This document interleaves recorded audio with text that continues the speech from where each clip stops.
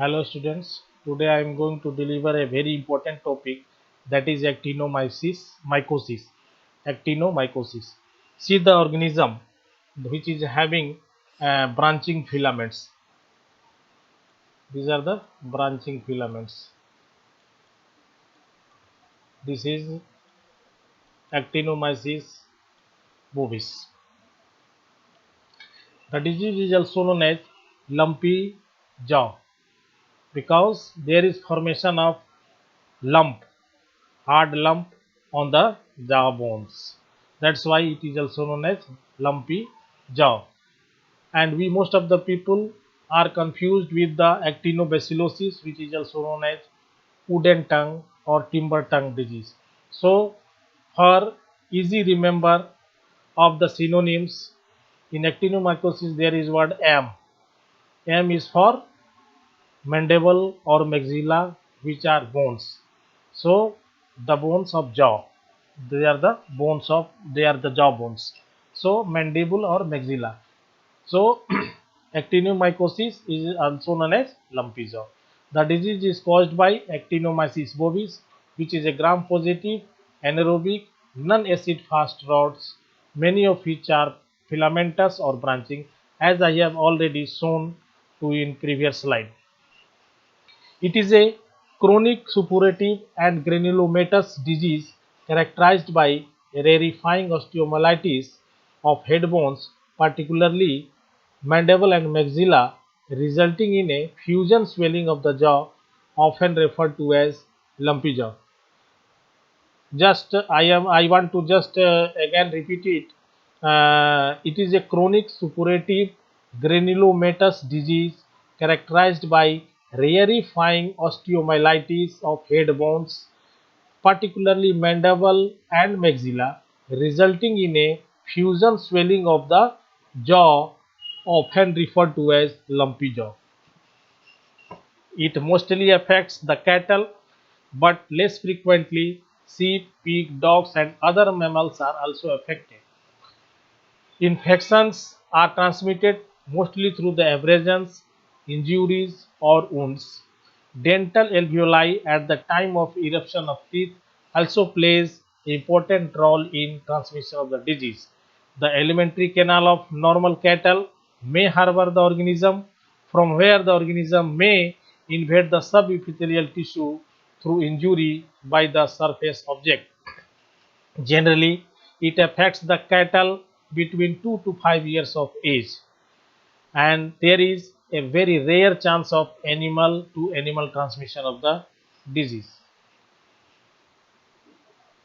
So far as concerned pathogenesis, when the animal is being fed a stocky feed, grass seeds, coarse hay, and scrub feeds.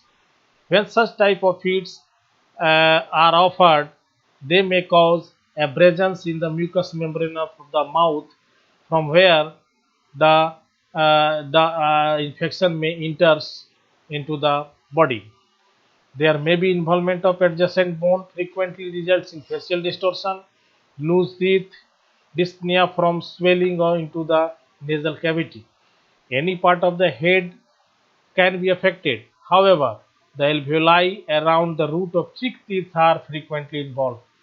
The primary lesions appears as a slow growing firm mass that is attached to the part of the mandible. Ulceration forms in some cases with or without fistulous tract, and drainage of purulent exudates may occur. So far as concerned clinical sign and symptoms, there will be a hard, painless, circumscribed protuberance, usually at the level of central molar teeth of the mandible or maxilla. So this is a very important lesions. We should have to know a hard, painless, circumscribed protuberance at the level of central molar teeth of the mandible or maxilla. The invasion damages the bony tissues, that is rarefying osteomyelitis, followed by the development of sinus tract.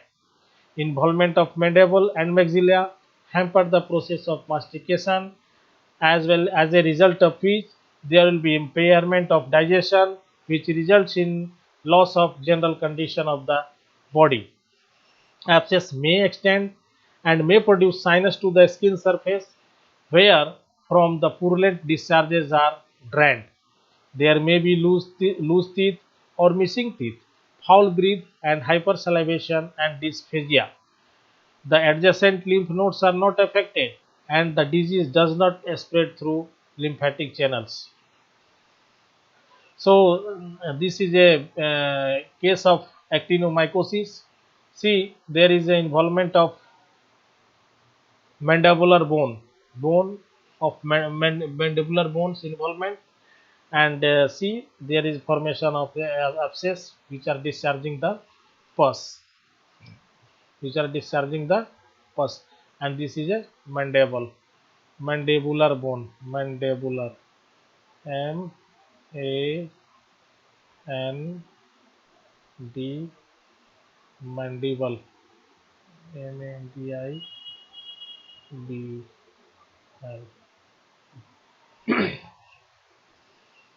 Diagnosis is mostly based on the clinical signs and also through the demonstration of gram positive rods in yellowish sulfur granules from aspirated purulent materials.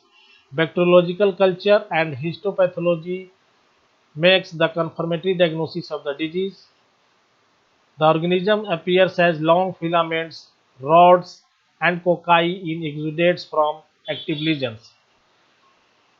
So far as concerned with the treatment, the drug of choice for the disease is sodium iodide, which is given at the rate of 70 mg per kg body weight as a 10 to 20% solution given once and repeated several times at 7 to 10 days interval.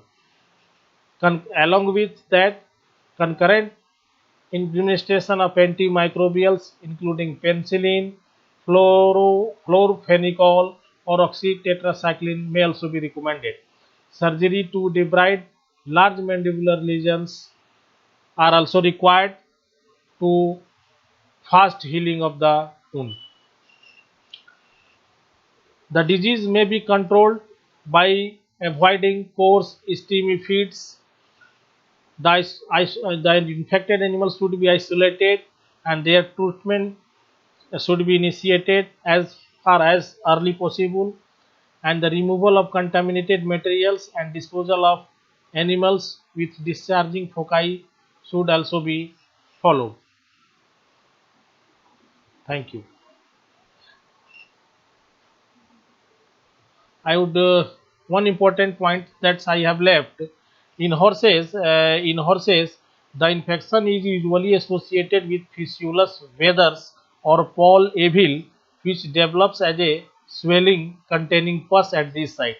That means in horse, the infection when there is Physalis withers or Paul Eville, Paul Eville, which develops as a swelling and may contain the pus. The organism may be associated. There may be also presence of actinomyces organism. And in a treatment, I would just like to say one point: potassium iodide. Potassium iodide at the rate of 6 to 10 gram per day for 7 to 10 days orally should also be given for the treatment of actinomycosis. Thank you.